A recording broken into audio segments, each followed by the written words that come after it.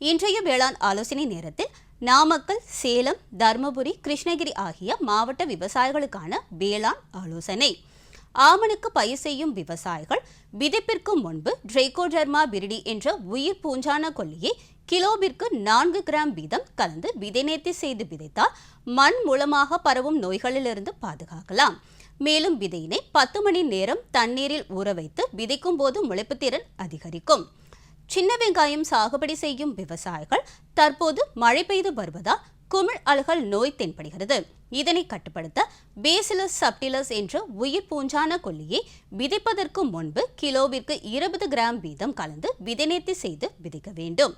மேலும் காப்பர் ஆக்சி குளோரைடு என்ற பூஞ்சான கொல்லியை ஏக்கருக்கு 1 கிலோ வீதம் மண்ணில் கரைத்து விட வேண்டும்.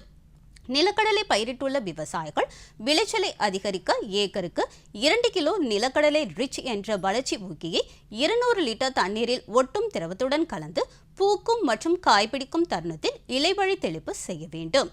கால்நடைகளில் தட்டை புழுக்கு எதிராக பருவமழை துவங்கும் முன் குடற்புழு நீக்க மருந்துகளை கொடுக்க வேண்டும். குடற்புழு நீக்கம் செய்வதற்கு முன்பு சாண பரிசோதனை செய்ய வேண்டும். ஒரே மருந்தை திரும்ப திரும்ப கொடுக்காமல் சுழற்சி முறையில் மாற்றி கொடுக்க வேண்டும். கால்நடைகளின் உடல் எடைக்கு ஏற்றவாறு சரியான அளவு மருந்தை முழுமையாக கொடுக்க வேண்டும்.